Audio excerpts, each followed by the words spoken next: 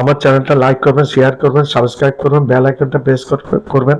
Subscribe করতে ভুলবেন না। আবার বলছি, আমার চ্যানেলটা লাইক করবেন, শেয়ার করবেন, সাবস্ক্রাইব করবেন, বেল আইকনটা প্রেস করবেন।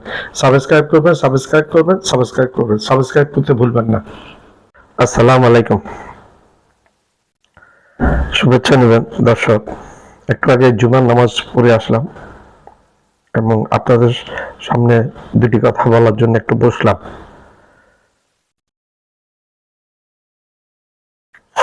বিভিন্ন খবর এবং ইউটিউব চ্যানেলে দেখলাম ভারত আমাদেরকে ক্রমাগত হুমকি দিয়ে যাচ্ছে। ভারতের নামকরা নিউজ পেপার ভারত সরকারকে উস্কানি দিচ্ছে।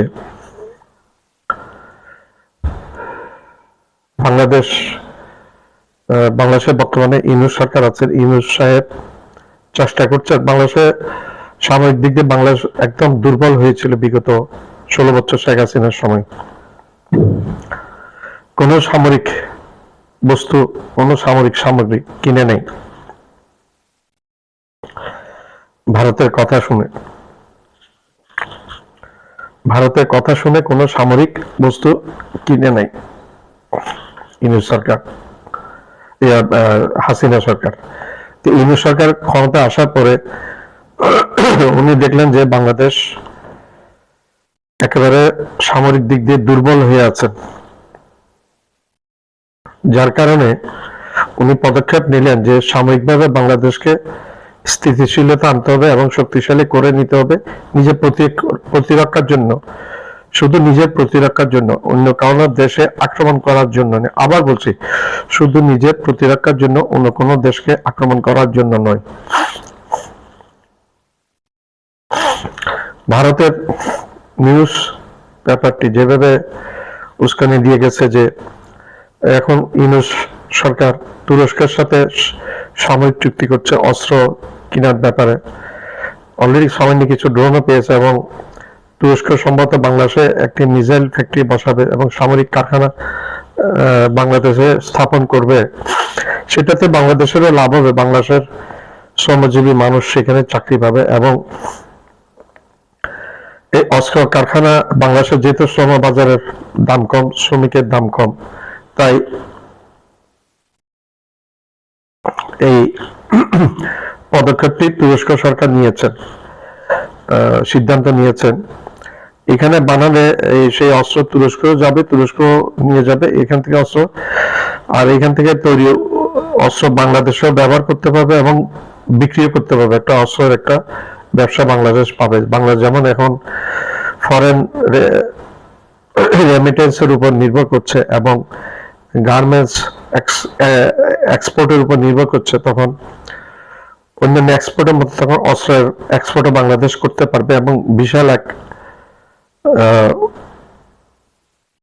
অস্ত্র বাজার পেয়ে যাবে বাংলাদেশ আশা করি। কারণ সস্তায় এই উৎপাদিত, বাংলাদেশে উৎপাদিত, তুরস্কের টেকনোলজিতে উৎপাদিত সেই মিসাইল, রাইফেল এবং অন্যান্য ড্রোন, সেগুলা এক্সপোর্ট করে বাংলাদেশ প্রচুর মুনাফা অর্জন করতে পারবে। বাংলাদেশের নীতি হচ্ছে কাউকে প্রথমে আঘাত না, নিজের প্রতিরক্ষার জন্য এই বাজারটি বাংলাদেশ ধরতে চাচ্ছে, শুধুমাত্র নিজের প্রতিরক্ষার জন্য।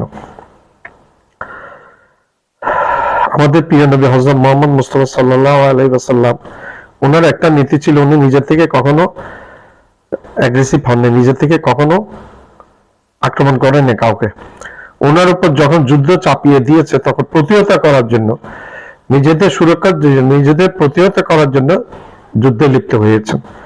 ওনার নিজেরা যুদ্ধ লিপ্ত হন না, ওনাদেরকে যুদ্ধ লিপ্ত করতে বাধ্য করেছে অমুসলিমরা, বিশেষ করে এখানকার ইহুদি এবং মুনাফিক মুশরিক যারা ছিল, উপাসক এবং বিভিন্ন দেবদেবের মূর্তির পূজা করত, তারা ইসলাম গ্রহণ করেন। তারা প্রতিনিয়ত নবীজির বিপক্ষে কাজ করতেন, নবীজি ইসলামের বিরুদ্ধে কাজ করতেন, ইসলাম যেন প্রসারিত হতে না পারে। আমি আমার পূর্বের ভিডিও, অনেকগুলো ভিডিওতে আমি বলেছি, ভারতকে আমরা কিন্তু শত্রু রাষ্ট্র হিসেবে মনে করি না। কিন্তু ভারত আমাদেরকে শত্রু, আমাদেরকে মনে করে ভারতের দাস, ভারতের অঙ্গরাজ্য। সেই ভাবনা ভারতকে ত্যাগ করতে হবে। ভারতের সেই নিউজ পেপারটা বলেছে বাংলাদেশ পাকিস্তান থেকে যুদ্ধ বিমান কিনছে, ফাইটার প্লেন, চীন থেকেও ফাইটার প্লেন কিনছে, এবং ফ্রান্সের সাথেও সম্ভবত কথা হয়েছে ফাইটার প্লেন, এবং ফাইটার প্লেন নিবে, এবং আমেরিকার থেকেও ফাইটার প্লেন নেওয়ার আগ্রহ প্রকাশ করেছে, কথাবার্তা চলছে। তুরস্ক থেকে নিবে অ্যাটাক হেলিকপ্টার। অ্যাটাক হেলিকপ্টার, তুরস্কের হেলিকপ্টার গুলো খুবই উন্নত মানের, বিশ্বমানের, এবং অনেক প্রতিপক্ষের সিরাতে ভয় ধরানোর মতো একটা হেলিকপ্টার এগুলো, সেগুলো কেনার চেষ্টা করছে বাংলাদেশ। রাইফেল এবং অন্যান্য ট্যাঙ্কও কিনবে তুরস্ক থেকে, একটু তুলনামূলক হালকা ট্যাঙ্ক, কিন্তু যুদ্ধবিদ্যায় অনেক পারদর্শী। বাংলাদেশের মাটি হচ্ছে অনেক কর্দমাক্ত, যে এখানে ভারী ট্যাঙ্ক এখানে চলতে পারবে না, আটকে যাবে। নদী নালার দেশ, নদী নালার এই দেশ বাংলাদেশ। এখন ভারতের সেই ভারতের পত্রপত্রিকা ভারত সরকারকে উস্কানি দিচ্ছে বাংলাদেশ তুরস্কের সাথে একবার সামরিক চুক্তি করে ফেললে তখন কঠিন হয়ে যাবে, বাংলাদেশ আমাদের জন্য একটা গলার কাঁটা হয়ে দাঁড়াবে। সুতরাং এখন এই মুহূর্তে বাংলাদেশ তুরস্ক থেকে এবং অস্ত্র চুক্তি করার আগে, অস্ত্র কেনার আগেই বাংলাদেশকে অ্যাটাক করে ফেলা, এবং হুমকি এরকম হুমকি দিয়েছে যে বাংলাদেশ হবে ভবিষ্যতে ইউক্রেন, বাংলাদেশকে ইউক্রেন বানিয়ে ছাড়বে ভারত। ভাই, ভারতবাসী, আপনাদের প্রতি আমাদের কোনো অভিযোগ নাই, কিন্তু আপনাদের যে সরকার কট্টর মুসলিম বিরোধী, হিন্দুত্ববাদী হন, আমাদের কোনো কিছু আসে যায় না। সেটা আপনাদের ধর্ম, অবশ্যই আপনারা পালন করবেন, সেখানে আমরা বলার কেউ না, আপনাদের ধর্ম আপনারাই পালন করবেন। কিন্তু কথা হলো, আপনাদের এই বিজেপির মধ্যে তো চরম মুসলিম বিদ্বেষী, মুসলমানদের এতগুলো মসজিদ ভেঙে ফেলেছে, এগুলো নিয়ে কোনো উচ্চবাচ্য নেই। গুজরাটে কসাই বলে নরেন্দ্র মোদীকে 1000 মুসলিম নাকি হত্যা করেছে, সেখানে সে জড়িত ছিল, যার কারণে আমেরিকার স্যাংশন ছিল আমেরিকা যাওয়া এই মোদীর। এরপরে প্রধানমন্ত্রী হওয়ার পরে সেই স্যাংশনটা উদ্ধার করেছে মোদীর উপর আমেরিকা। এখন কথা হলো, এই যে বিজেপি সরকার ক্রমাগত মুসলিম বিদ্বেষী, মুসলিমদের আমি বিজেপি সরকারকে, মোদীকে একটা প্রশ্ন করতে চাই, আপনার এত মুসলিম বিদ্বেষ, আপনার বিখ্যাত থৈলা নিয়ে, বিখ্যাত থলেটার, বিখ্যাত ব্যাগ নিয়ে, বিখ্যাত থলে নিয়ে, বিখ্যাত কাটোরা নিয়ে আপনি কেন মিডল ইস্টে যান? মিডল ইস্টে বাদশাদের পা ধরে সালাম করার জন্য, ভিক্ষা মাঙার জন্য। আপনার তো চরম মুসলিম বিদ্বেষী, মুসলিমরা ভালো না। আপনি মধ্যপ্রাচ্যে কেন যান? তাদের পা চাটার জন্য। আপনি আফগানিস্তানে কেন যান? আফগানিস্তান তো একটা তালেবান রাষ্ট্র। এখন আফগানিস্তান ভালো হয়ে গেছে, বাংলাদেশের সন্ত্রাসবাদী আছে শুধু, যেহেতু হাসিনা পরবর্তী, পোস্ট হাসিনার পিরিয়ড আপনার কথা বাংলাদেশে শোনে না, আপনাদের কথা পাত্তা দেয় না, আপনাদেরকে চোখ তুলে কথা বলে ডক্টর ইউনূস সাহেব। এই জন্য বাংলাদেশ ভালো না। আর পাকিস্তান আপনাদের জাত শত্রু। পাকিস্তানকে আপনারা পেহেলগাম ইস্যু নিয়ে শিক্ষা দিতে গিয়ে নিজেরা শিক্ষা পেয়ে গেছেন। যদি আপনাদের মগজের মধ্যে কিছু বুদ্ধি থাকে, আপনার দ্বিতীয়বার আর কোনোদিন পাকিস্তান আক্রমণ করার চিন্তা ভাবনাই করতে পারবেন না। 1 ঘন্টার মধ্যে 6-6টা ফাইটার প্লেন ফেলে দেয়, 3-4টা রাফায়েল প্লেন ফেলে দিয়েছে। এগুলো সবুত প্রমাণ পাকিস্তান দিয়েছে। অন্যের বাদ যেগুলো দেয়নি, এগুলো এবার প্রমাণ পাকিস্তান দিয়েছে। এবং এই রাফায়েল বিমান নির্মাতা কোম্পানিও অভিযোগ করেছে ভারতের আনারি পাইলটদের হাতে রাফায়েল নিরাপদ নয়। ভারতের আনারি পাইলটরা রাফায়েলকে ভালোভাবে হ্যান্ডেল করতে পারে না, যার কারণে এই ঘটনা। একটা মিগ ফেলে দিয়েছে রাশিয়ান মেট, আরেকটা রাশিয়ান মেট সুখোই বিমান ফেলে দিয়েছে। আরেকটা কি বিমান জানে, মোট 6টা শোনা গেছে, 6-7টা বিমান, 6টা শোনা গেছে মোটামুটি। আর ড্রোন, প্রচুর ড্রোন, মেড ইন ইসরায়েল লেখা প্রচুর ড্রোন, 200-র উপরে ড্রোন ফেলে দিয়েছে পাকিস্তান সেনাবাহিনী, বিমান বাহিনী। ভারতের তারপরে শিক্ষা হয় না, তারপরে মিথ্যা কথা বলে। এরা জন্ম হচ্ছে মিথ্যাই জন্ম, মিথ্যাই এদের বসবাস। তো একটা কথা বলি, বাংলাদেশকে আপনারা ইউক্রেন বানাবেন, আপনারা কি বিশ্বের মধ্যে কি একেবারে এরকম শক্তিশালী হয়ে গেছেন যে আপনার পাশে বসে রয়েছে চীন, চীনকে ইগনোর করে যাবেন, পাশে আরেক পাশে আছে পাকিস্তান, ইগনোর করে যাবেন। ভাই ঘিরে আছে তো দুইটা দেশ আপনাদের, আপনাদের দুই পাশে, পূর্ব এবং উত্তর এবং দক্ষিণ পাশে ঘিরে আছে। এখন বাংলাদেশ হচ্ছে আপনাদের উত্তর পূর্ব দিকে, বাংলাদেশকে আপনারা শত্রু বানিয়েছেন। বাংলাদেশের মানুষের ভিতর আপনাদের প্রতি ঘৃণা আছে কেন? সেই ঘৃণার জন্য নরেন্দ্র মোদী দায়ী, তার কট্টরপন্থী হিন্দুত্ববাদী বিজেপি প্রশাসন দায়ী।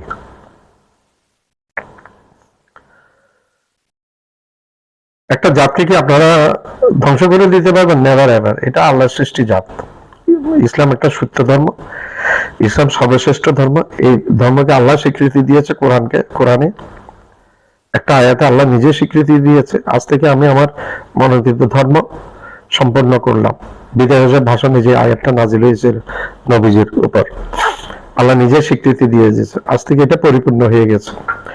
আর বাকি আগের যে ধর্মগুলো ছিল সবগুলো বাতিল হয়ে গেছে। এটা লেটেস্ট ধর্ম, এটা কিয়ামত পর্যন্ত থাকবে। ইসলাম তো সেই নবী হযরত আদম আলাইহিস সালাম থেকে ছিল, কিন্তু চলতে চলতে বছরে অনেক কয়েক হাজার বছর পর পর এগুলা ডিসপ্লেস হয়ে যায়, এগুলা ঘুরে ধরে যায়, তখন এই ধর্মে আর থাকে না। এই জন্য আল্লাহ বারবার নবী রসুল প্রেরণ করেছেন মানুষকে হেদায়েতের জন্য। তো এখন মূল প্রসঙ্গে আসি। আপনারা বাংলাদেশকে অ্যাটাক করবেন, ইসরায়েল ইয়ে বানাই ফেলবেন, আপনারা কি বলে ইউক্রেন বানাই ফেলবেন, ফেলেন, বসে আছেন কেন? আমি বলি আপনারা ফেলেন, জিন্দা আপনাদের ট্যাঙ্ক ঢুকবে কিন্তু বের হতে পারবে না, আপনাদের সেনাবাহিনী বাংলাদেশে ঢুকবে, বের হতে পারবে না, বের হওয়ার রাস্তা বন্ধ। বাংলাদেশের মানুষ অত্যন্ত সাহসী।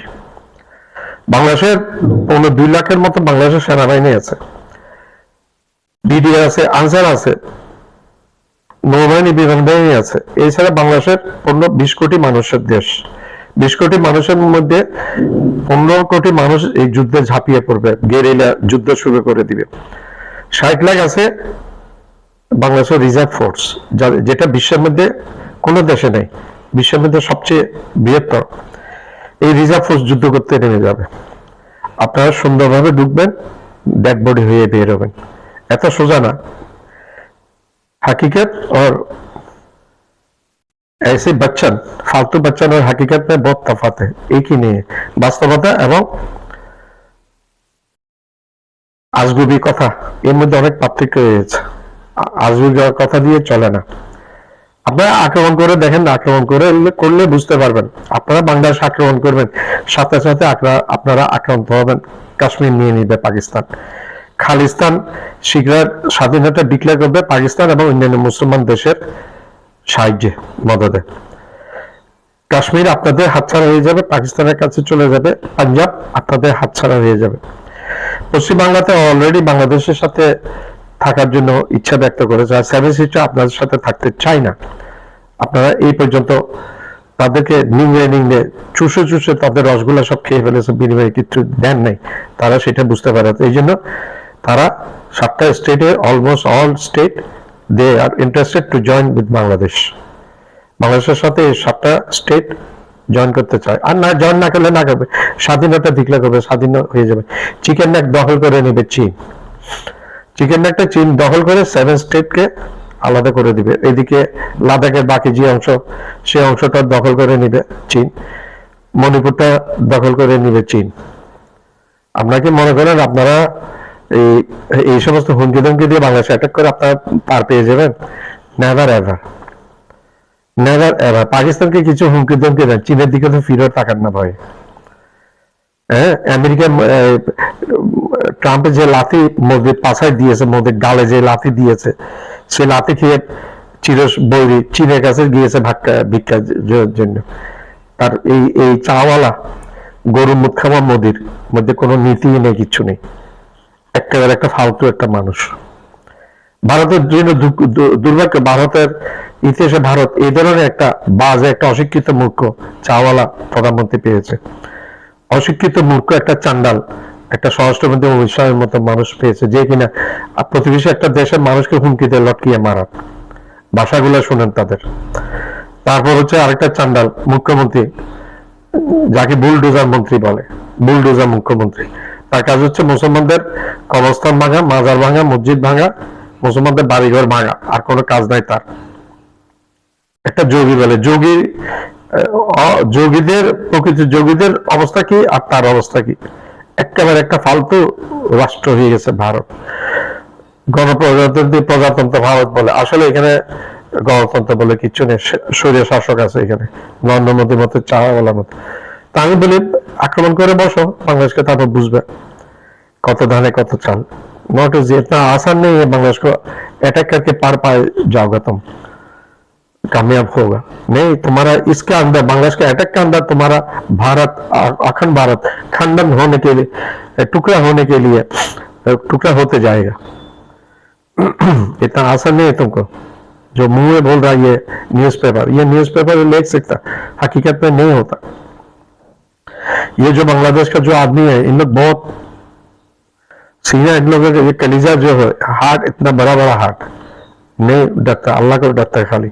ये कौम, मुस्लिम कौम किसी को नहीं डरता, अल्लाह को डरता और उनका नबी को डरता, मानता, अल्लाह नबी को मानता। इतना आसान नहीं है, इतना कमजोरी नहीं ईमान का, शक्ति है।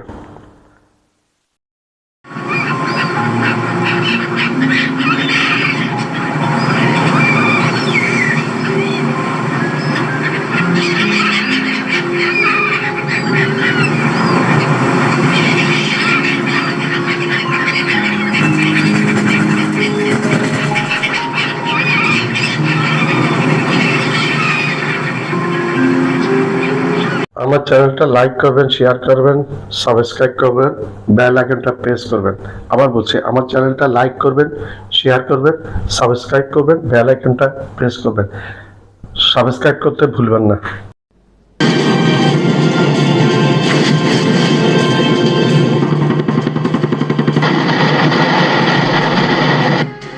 এবার প্রতিবেশী ভারতের প্রথম সারির গণমাধ্যমে এর এক প্রতিবেদনে বাংলাদেশকে পরবর্তী ইউক্রেন বানানোর এক নগ্ন নীল নকশা প্রকাশ করা হয়েছে এবং বাংলাদেশ তার প্রতিরক্ষা ব্যবস্থা শক্তিশালী করার আগেই সামরিক হামলার জন্য সরাসরি উস্কানি দেওয়া হয়েছে। ভারতের প্রভাবশালী গণমাধ্যম নিউজ 18-এ প্রকাশিত এক প্রতিবেদনে অত্যন্ত পরিষ্কার ভাষায় বলা হয়েছে, বাংলাদেশ যদি তার প্রতিরক্ষা সক্ষমতা বাড়ানোর জন্য তুরস্ক থেকে মিসাইল এবং ড্রোনের মতো আধুনিক সরঞ্জাম কেনা অব্যাহত রাখে, তবে সেটি ভারতের জাতীয় নিরাপত্তার জন্য একটি সরাসরি হুমকি হিসেবে বিবেচিত হবে। আর এই অজুহাতকে সামনে এনেই বাংলাদেশকে শায়েস্তা করার কথা বলা হয়েছে। প্রতিবেদনের ভাষা এতটাই আগ্রাসী যে সেখানে বাংলাদেশকে পাশের কাঁটা হিসেবে উল্লেখ করে সেই কাঁটা উপড়ে ফেলার জন্য প্ররোচনা দেওয়া হয়েছে। তাদের ভাষ্যমতে, বাংলাদেশ যদি তুরস্কের সাথে প্রতিরক্ষা চুক্তি সম্পন্ন করে ফেলে তবে এটি পরবর্তী ইউক্রেন বা পাকিস্তানে পরিণত হবে, তাতে বিন্দুমাত্র সন্দেহ নেই। এই বক্তব্যের মধ্য দিয়ে একটি বিষয় পরিষ্কার করে দেওয়া হয়েছে, একটি স্বাধীন ও সার্বভৌম দেশ হিসেবে বাংলাদেশের নিজস্ব প্রতিরক্ষা নীতি নির্ধারণ করার কোনো অধিকার নেই। কার কাছ থেকে অস্ত্র কেনা হবে বা হবে না সেই সিদ্ধান্ত বাংলাদেশ নিতে পারবে না, বরং ভারতের ইচ্ছার কাছে বাংলাদেশকে মাথা নত করে থাকতে হবে। এই ভয়ঙ্কর পরিকল্পনাকে বাস্তবে রূপ দেওয়ার জন্য প্রতিবেদনটিতে ধাপে ধাপে কিছু পদ্ধতির কথাও উল্লেখ করা হয়েছে, যা শুনলে যে কোনো সার্বভৌম দেশের নাগরিকের রক্ত হিম হয়ে যাবে। প্রথমত, তারা উদাহরণ হিসেবে টেনে এনেছে ইতিহাসের অন্যতম সংকটপূর্ণ অধ্যায় কিউবার মিসাইল সংকটকে। যেমনভাবে 60-এর দশকে তৎকালীন মার্কিন প্রেসিডেন্ট জন এফ কেনেডি নিজেদের উঠোনে সোভিয়েত রাশিয়ার মিসাইল মোতায়েন কোনোভাবেই মেনে নেননি এবং কিউবাকে চারদিক থেকে ঘিরে ফেলেছিলেন, ঠিক একই রকম কঠোর পদক্ষেপ বাংলাদেশের বিরুদ্ধে নেওয়ার জন্য ভারত সরকারকে পরামর্শ দেওয়া হয়েছে। আর এই কঠোর পদক্ষেপের প্রথম ধাপ হিসেবে বাংলাদেশকে চতুর্দিক থেকে একটি পূর্ণাঙ্গ অবরোধ বা ব্লকেট করার কথা বলা হয়েছে। এর অর্থ হলো বাংলাদেশের চট্টগ্রাম ও মোংলা সমুদ্র বন্দর বন্ধ করে দেওয়া হবে, আকাশসীমা ব্যবহার করে কোনো আন্তর্জাতিক ফ্লাইট ওঠানামা করতে পারবে না এবং স্থলপথে সকল বাণিজ্যিক কার্যক্রম স্তব্ধ করে দেওয়া হবে। আগ্রাসনের হুমকি এখানেই থেমে থাকেনি। অর্থনৈতিক অবরোধের পাশাপাশি প্রকৃতির সবচেয়ে গুরুত্বপূর্ণ উপাদান পানিকে অস্ত্র হিসেবে ব্যবহারের হুমকি দেওয়া হয়েছে। নিউজ 18-এর প্রতিবেদনে বলা হয়েছে, ব্রহ্মপুত্র নদের পানির প্রবাহকে প্রয়োজন অনুযায়ী নিয়ন্ত্রণ করে বাংলাদেশকে পুরোপুরি পানিশূন্য করে ফেলা যেতে পারে। আন্তর্জাতিক নদী আইনকে বৃদ্ধাঙ্গুলি দেখিয়ে অভিন্ন নদীর পানিকে অস্ত্র হিসেবে ব্যবহার করার এই হুমকি মূলত বাংলাদেশের কোটি কোটি মানুষকে দুর্ভিক্ষের দিকে ঠেলে দেওয়ার একটি নীল নকশা। এটি কেবল একটি দেশের বিরুদ্ধে আগ্রাসন নয়, এটি মানবতার বিরুদ্ধে এক জঘন্য অপরাধের পরিকল্পনা। যদি অর্থনৈতিক অবরোধ এবং পানি বন্ধ করার মতো পদক্ষেপেও কাজ না হয়, তাহলে সর্বশেষ এবং সবচেয়ে ভয়ঙ্কর যে পথের কথা বলা হয়েছে তা হলো সরাসরি সামরিক আগ্রাসন। নিউজ 18-এর প্রতিবেদনে স্পষ্টভাবে লেখা হয়েছে, প্রয়োজনে বাংলাদেশে সরাসরি আক্রমণ চালানো হতে পারে এবং সবচেয়ে গুরুত্বপূর্ণ বিষয় হলো এই আক্রমণটি করতে হবে এখনই, যাতে বাংলাদেশ তার প্রতিরক্ষা সরঞ্জামগুলো যেমন তুরস্কের মিসাইল বা ড্রোন হাতে পাওয়ার কোনো সুযোগই না পায়। এর অর্থ হলো একটি দেশকে নিরস্ত্র, দুর্বল এবং অরক্ষিত অবস্থায় পেয়ে তার উপর ঝাঁপিয়ে পড়ার জন্য প্রকাশ্যে উস্কানি দেওয়া হচ্ছে। এটি একটি স্বাধীন দেশের অস্তিত্বকে মুছে ফেলার এক নির্লজ্জ আহ্বান। নিউজ 18-এর প্রতিবেদনের সবচেয়ে ধৃষ্টতাপূর্ণ এবং আপত্তিকর অংশটি হল আমাদের মহান মুক্তিযুদ্ধ এবং ইতিহাস নিয়ে করা মন্তব্য। সেখানে চরম অধ্যত্বের সাথে উল্লেখ করা হয়েছে যে 1971 সালে ভারত একটি বিরাট সুযোগ হারিয়েছিল। তাদের মতে সেই সময়ে ভারতের উচিত ছিল নিজেদের সীমানা পুনর্নির্ধারণ করে চিকেন নেক নামে পরিচিত ভারতের সংকীর্ণ করিডোরটি প্রশস্ত করে নেওয়া। এই বক্তব্যের মধ্য দিয়ে তারা এটাই বোঝাতে চায় যে 1971 সালের মহান মুক্তিযুদ্ধ কোনো স্বাধীনতা সংগ্রাম ছিল না, এটি ছিল ভারতের জন্য নিজেদের ভূরাজনৈতিক স্বার্থ হাসিলের একটি সুবর্ণ সুযোগ। 30 লক্ষ শহীদের রক্ত এবং লক্ষ লক্ষ মা বোনের সম্ভ্রমের বিনিময়ে অর্জিত আমাদের এই স্বাধীনতাকে তারা নিছকই নিজেদের করুণা বা দয়া হিসেবে প্রতিষ্ঠা করতে চায়। এই বক্তব্য আমাদের মহান মুক্তিযুদ্ধের ইতিহাসের প্রতি, আমাদের আত্মত্যাগের প্রতি এক চরম অপমান। শুধু তাই নয়, প্রতিবেদনটিতে আরও বলা হয়েছে সময় এসেছে সেই ভুল সংশোধন করার, অর্থাৎ 1971 সালে যে ভুল তারা করেছিল এখন সেই ভুলের সংশোধন করতে হবে। এর সোজা অর্থ দাঁড়ায় যে বাংলাদেশকে তারা জন্ম দিয়েছে বলে দাবি করে এখন নিজেদের স্বার্থে সেই বাংলাদেশের মানচিত্র বদলে দেওয়ার বা একে ধ্বংস করে দেওয়ার সময় এসেছে। একটি দেশের অস্তিত্বকে এভাবে মুছে ফেলার হুমকি দেওয়া শুধুমাত্র আগ্রাসী মানসিকতার পরিচায়ক নয়, এটি একটি বিকৃত এবং ফ্যাসিবাদী চিন্তাধারার নগ্ন প্রতিফলন। তাদের এই আগ্রাসী মনোভাবের পেছনে যে কারণ দেখানো হয়েছে তা আরও বিস্ময়কর। প্রতিবেদনটিতে বাংলাদেশের অভ্যন্তরীণ রাজনীতি নিয়েও সরাসরি মন্তব্য করা হয়েছে। সেখানে দাবি করা হয়েছে বাংলাদেশে একটি নির্বাচিত সরকারকে নাকি ছাত্র আন্দোলনের আড়ালে আন্তর্জাতিক শক্তি ক্ষমতাচ্যুত করেছে, যার পেছনে সিআইএ, আইএসআই বা চীনের মতো শক্তির হাত রয়েছে। এই ধরনের হাস্যকর দাবির মাধ্যমে তারা বাংলাদেশের গণতান্ত্রিক প্রক্রিয়া, এদেশের মানুষের ইচ্ছা এবং গণজাগরণকে পুরোপুরি অস্বীকার করতে চায়। তারা বাংলাদেশকে একটি খেলার মাঠ হিসেবে দেখাতে চায়, যেখানে বিভিন্ন আন্তর্জাতিক শক্তি তাদের পুতুল নাচাচ্ছে এবং বাংলাদেশের জনগণের কোনোই ভূমিকা নেই। এই ধরনের মিথ্যাচার ও অপপ্রচার চালিয়ে তারা মূলত বাংলাদেশে যে কোনো ধরনের সামরিক হস্তক্ষেপের একটি ক্ষেত্র প্রস্তুত করতে চায়, যাতে ভবিষ্যতে তারা বলতে পারে বাংলাদেশের অভ্যন্তরীণ গোলযোগ এবং অস্থিতিশীলতার কারণেই তারা হস্তক্ষেপ করতে বাধ্য হয়েছে। প্রতিবেদনটির একটি অংশে তাদের আসল উদ্দেশ্য এবং মানসিকতা সবথেকে স্পষ্টভাবে ফুটে উঠেছে। সেখানে বলা হয়েছে ভারত তার প্রতিবেশী দেশগুলোকে নিজেদের নিয়ন্ত্রণে থাকা একটি স্যান্ডবক্স বা খেলার ময়দান হিসেবে মনে করে। তাদের ভাষায়, "It is time to be bold and do what the US did to Cuba, turn it into an internal friend by articulating the rules of the game in the sandbox that it owns and controls." এর বাংলা করলে দাঁড়ায়, এখন সাহসী হওয়ার সময় এবং আমেরিকার কিউবার সাথে যা করেছিল তাই করার সময়।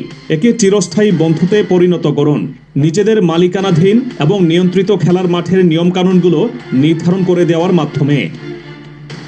এই কথাগুলো থেকে তাদের উদ্দেশ্য অত্যন্ত পরিষ্কার। তারা মনে করে এই পুরো অঞ্চলটি তাদের ব্যক্তিগত সম্পত্তি এবং এখানকার প্রতিটি দেশের জন্য খেলার নিয়মকানুন তারাই ঠিক করে দেবে। বাংলাদেশ বা অন্য কোনো প্রতিবেশী দেশের নিজস্ব পররাষ্ট্রনীতি বা প্রতিরক্ষা নীতি নির্ধারণের কোনো অধিকার নেই। যদি কেউ সেই নিয়ম ভাঙার দুঃসাহস দেখায়, তবে তাকে কিউবার মতো শায়েস্তা করে চিরকালের জন্য বন্ধু বানিয়ে রাখা হবে।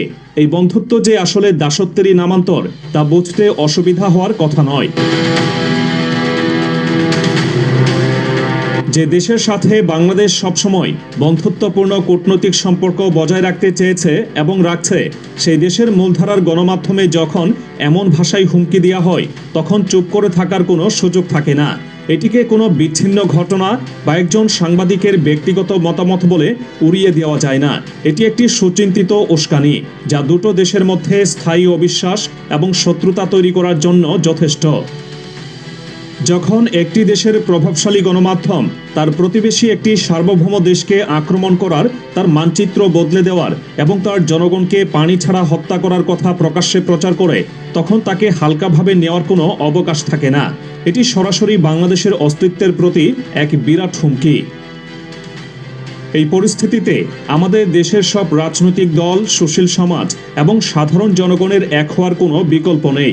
দেশের সার্বভৌমত্ব এবং প্রতিরক্ষা যখন এমন নগ্ন হুমকির মুখে, তখন সমস্ত অভ্যন্তরীণ মতপার্থক্য ভুলে গিয়ে জাতীয় স্বার্থে এক কাতারে দাঁড়াতে হবে।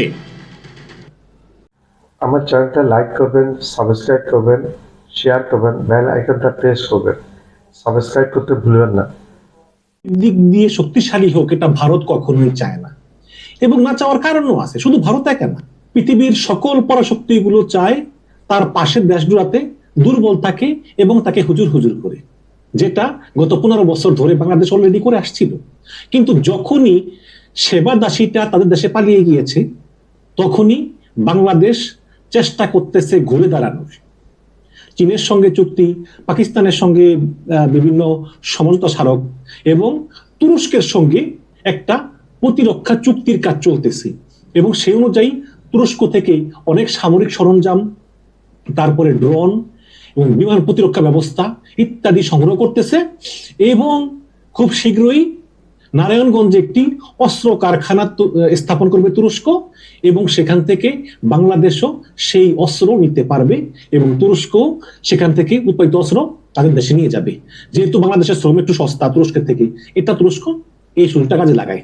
এবং প্রেসিডেন্ট এরদোগান, তুরস্কের যে প্রেসিডেন্ট এরদোগানের একে পার্টির, তার মুসলিম দেশগুলোর প্রতি একটা সিম্পিথি আছে। এবং এই যে পাকিস্তানের সঙ্গে বাংলাদেশের খুব ভালো সম্পর্ক, এটারও কিন্তু তুরস্ক অন্যতম একটা মিডিওকার। এখন ভারত চিন্তা করতেছে যে না, এই ইউনুসকে আর কিছু বলে লাভ নাই, তো বললে যেহেতু শুনবে না, আর বলে লাভ কি। এজন্য তারা চুপচাপ, বাট মনে মনে কিন্তু খুব রাগ হচ্ছে যে কি যে করি।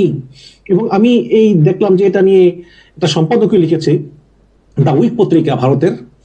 এতে বোঝা যায় যে এটা একটা বিশ্লেষণমূলক একটা মতামত। এতে বোঝা যায় যে আসলে মানে ভারত খুবই চিন্তিত। এখানে লিখেছে, ইংলিশে লিখেছে, আমি একটু বাংলা করে নিয়েছি গুগল ট্রান্সলেটের মাধ্যমে। লিখেছে যে বাংলাদেশের সঙ্গে তুরস্কের অস্ত্র চুক্তি ভারতের জন্য একটি অনাকাঙ্ক্ষিত চ্যালেঞ্জ, মানে যেটা কাঙ্ক্ষিত ছিল না, অনাকাঙ্ক্ষিত চ্যালেঞ্জ। সতর্ক করলেন ভারতের প্রতিরক্ষা বিশ্লেষকরা।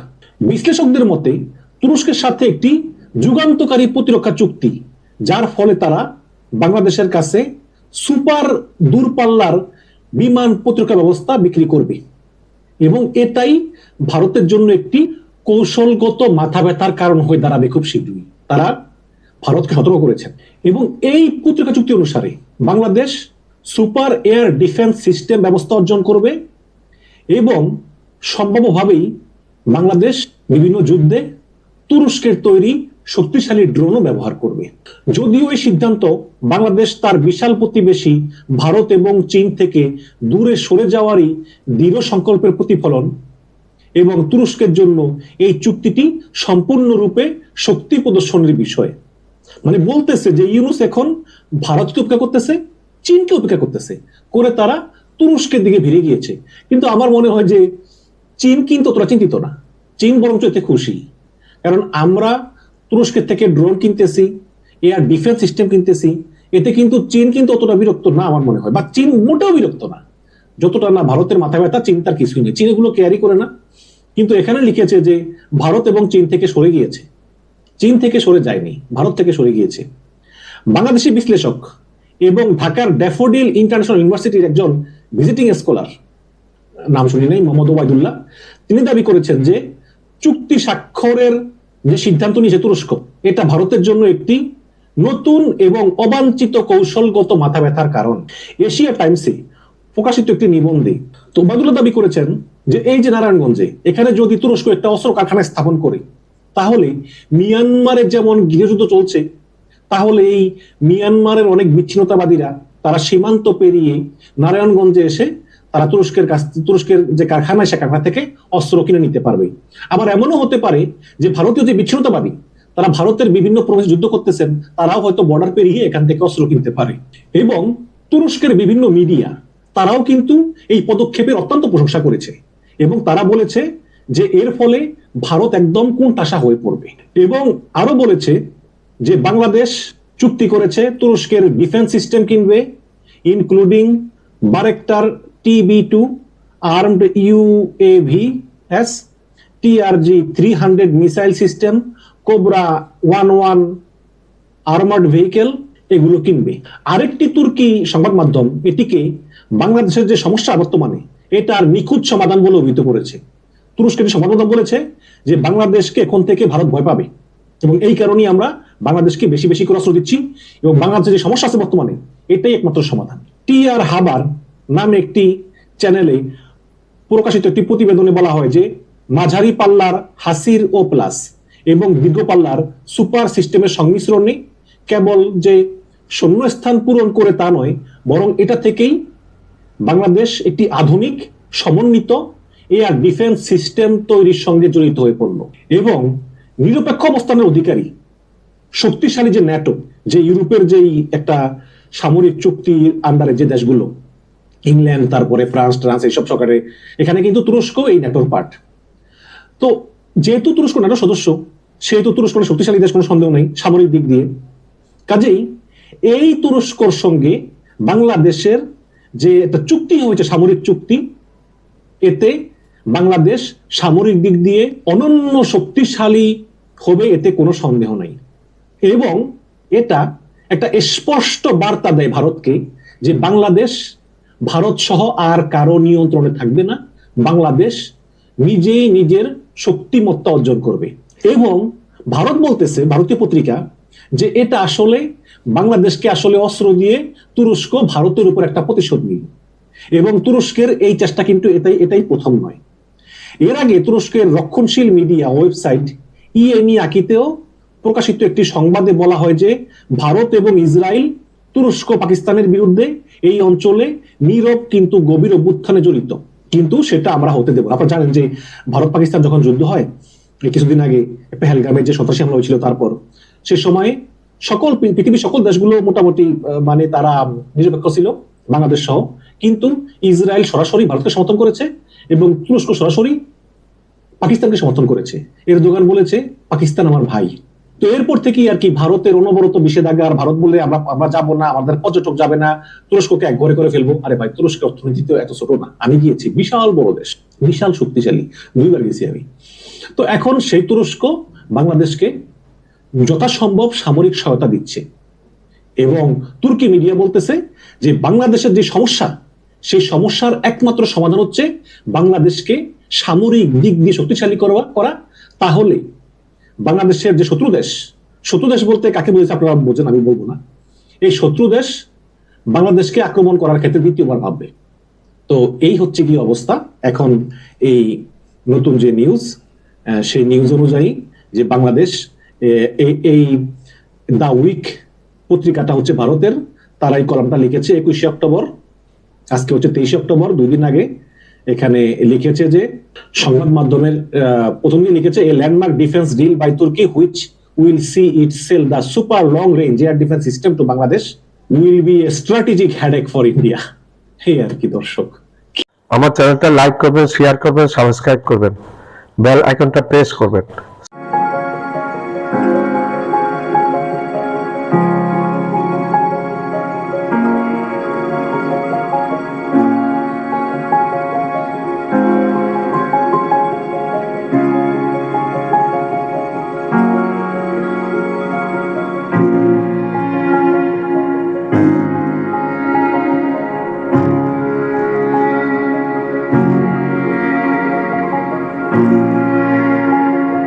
আমার চ্যানেলটা লাইক করবেন, শেয়ার করবেন, সাবস্ক্রাইব করবেন, বেল আইকনটা প্রেস করবেন, সাবস্ক্রাইব করতে ভুলবেন না। আবার বলছি, আমার চ্যানেলটা লাইক করবেন, শেয়ার করবেন, সাবস্ক্রাইব করবেন, বেল আইকনটা প্রেস করবেন, সাবস্ক্রাইব করবেন, সাবস্ক্রাইব করবেন, সাবস্ক্রাইব করবেন, সাবস্ক্রাইব করতে ভুলবেন না।